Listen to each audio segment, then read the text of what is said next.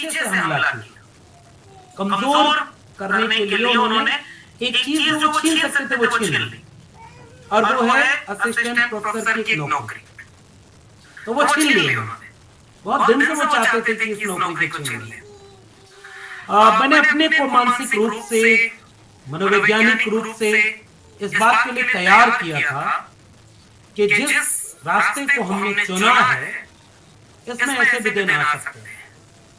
तो वो दिन आया, और अब चूंकि लड़ाई शुरू हुई है, अभी तो ये आगाज है, इसका अंजाम आएगा। दोस्तों जय भीम, नमो बुद्धाय। डॉक्टर लक्ष्मण यादव को जाकिर हुसैन दिल्ली यूनिवर्सिटी से आर्य विदेशी ब्राह्मणों द्वारा क्यों निकाला गया?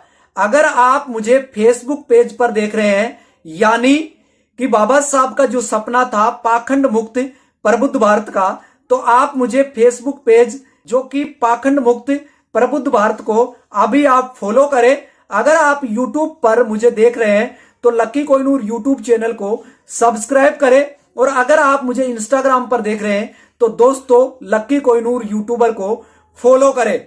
तो दोस्तों आज मैं बताऊंगा कटु सच्चाई, डॉक्टर लक्ष्मण यादव प्रोफेसर को जाकिर हुसैन दिल्ली यूनिवर्सिटी से विदेशी आर्य ब्राह्मणों द्वारा क्यों निकाला गया।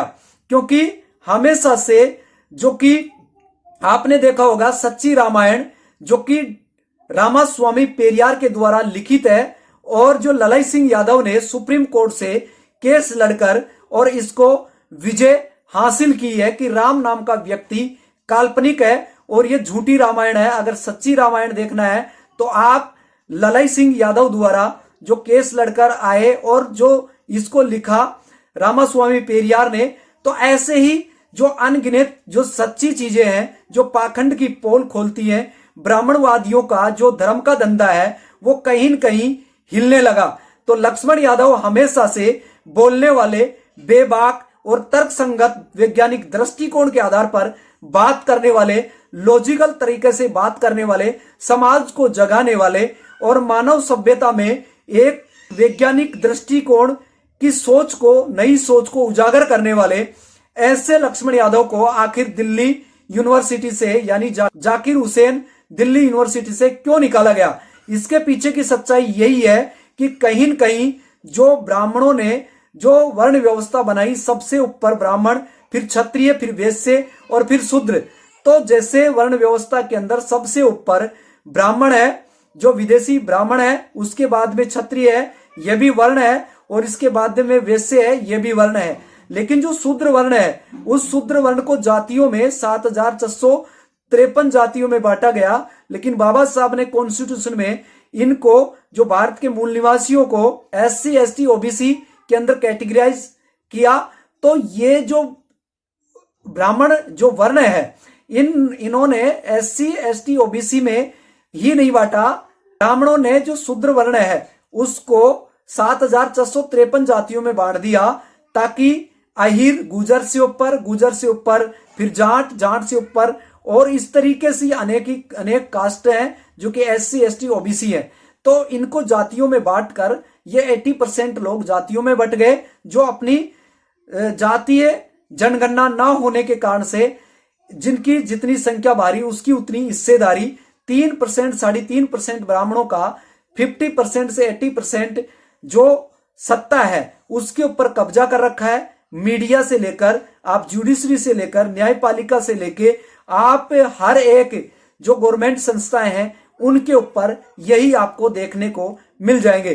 तो इसी तरीके से 3% ब्राह्मण 97% संसाधनों पर इन्होंने कब्जा कर रखा है। तो आपको पाखंड और अंधविश्वास में और धर्म की चाशनी में ये आपको ये डुबोता है, ताकि आप उसमें डूब जाएं और उससे बाहर निकलने की कोशिश करेंगे, उतना ही उसके अंदर डूबते चले जाएंगे। तो इसी तरीके से लक्ष्मण यादव ने इनको बाहर निकालने के लिए, शिक्षा से जोड़ने के लिए इन्होंने लगातार प्रयास करते रहे। इसके कारण कहीं न कहीं जो धर्म का धंधा चल रहा था ब्राह्मणों का, उसकी जो जड़ें हैं वो हिलने लगी, और ये हिलने के कारण से आज जाकिर हुसैन दिल्ली यूनिवर्सिटी से लक्ष्मण यादव जो प्रोफेसर है उनको निकाल दिया गया है। लेकिन उनको खुशी इस बात की है कि वो पीड़ा देना चाहते थे कि ये इनकी रोजी रोटी पर संकट आ जाएगा। लेकिन दोस्तों, रोजी रोटी तो छोड़िए, भारत की पॉपुलेशन ने लक्ष्मण यादव को बेबाक तरीके से उनको लाइक किया है और उनको सपोर्ट के लिए आज बहुत बड़े लेवल पर वो उनका सपोर्ट कर रहे हैं। तो कहीं न कहीं नौकरी में उनको नहीं जान पाए, उससे ज्यादा तो भारत के अंदर लक्ष्मण यादव का नाम ही काफी है। तो दोस्तों, वो बेबाक तरीके से क्यों बोलते हैं? क्योंकि ब्राह्मण उनको काफी अवसाद की स्थिति में लेके आना चाहते थे, उनको मानसिक दबाव लेके आना चाहते थे कि अब इनको नौकरी से निकाल दिया जाएगा तो इसकी रोजी रोटी पर संकट आ जाएगा। लेकिन उनको पता नहीं है कि जिस कुल्हाड़ी से वो काट रहे हैं वो दूसरे का पैर नहीं है, ये खुद की पैर पर ही कुल्हाड़ी चला रहे हैं। इसीलिए अब ब्राह्मणों की जो पाखंड है उसके ऊपर पोल खोल रहे हैं वो है लक्ष्मण यादव। और इसीलिए मंदिरों के अंदर 100% रिजर्वेशन है, मीडिया के अंदर 90% रिजर्वेशन है, और जो जुडिशरी है उसके अंदर 90 से 93% रिजर्वेशन है। तो इसी तरीके से सबसे ज्यादा जातीय जनगणना ना होने के कारण से आज 97% रिजर्वेशन पर ये कब्जा कर रखे हैं। और जब इनके बच्चे अगर नौकरी में रहते हैं तो आरक्षण के ऊपर ये ठीकरा फोड़ देते हैं। लेकिन अगर SC ST OBC का व्यक्ति बड़ी बड़ी पोस्टों पर नहीं जाता है तो ये कहने का मतलब ये दोषारोपण कर देते हैं, आपकी कुंडली में ग्रह शनि आ गया है, इस तरीके से मंगल की माया है, शनि की छाया है, तो आप यज्ञ हवन करवाइए। तो यह पाखंड है। जहां पर गोबर को गणेश मान लिया जाता है, पत्थर में भगवान देख लिया जाता है, जो एक असीम जो शक्ति है वो सीमा में कैसे आ सकता है, वो कैसे बंध सकता है। तो इस तरीके की चीजें जो कि भिंडी होती है, अदरक होती है, अदरक को भी ये भगवान कहकर पूजा देते हैं।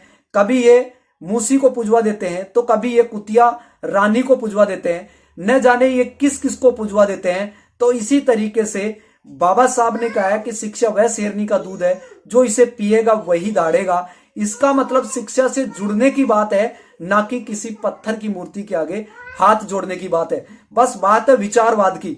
बाबा साहब अगर तलवार से लड़ते तो कभी भी युद्ध नहीं जीत पाते, लेकिन बाबा साहब ने कलम की ताकत को हथियार बनाया और इसी कारण से उन्होंने कॉन्स्टिट्यूशन लिखा और पूरे वर्ल्ड में वो सिंबल ऑफ नॉलेज के नाम से जाने गए। जो कि डिग्री ना तो सरस्वती के पास में है, ना कोई लक्ष्मी के पास में है, ना कोई श्याम के पास में है, ना कोई राम के पास में है। लेकिन राम के नाम पर और धर्म के नाम पर ये लड़ाने वाले, हिंदू मुस्लिम की राजनीति करने वाले ये ब्राह्मणी है। तो दोस्तों, पाखंड की पोल खोलने से इनकी धर्म की धंधे की जो दुकान है वो बंद होती हुई नजर आ रही थी। इसीलिए मानसिक दबाव में लाने के लिए लक्ष्मण यादव जो भारतीय मूल निवासी है, उनको यह आर्य विदेशी ब्राह्मण उनको निकालने का ये बहुत बड़ा षड्यंत्र रहा है। तो आपको ये वीडियो कैसा लगा और आप कमेंट बॉक्स में जाकर राय अपनी दे, ताकि ये प्रतिक्रिया देने के बाद में आपको लेटेस्ट न्यू वीडियो मैं आपके बीच में फिर लेकर आऊंगा।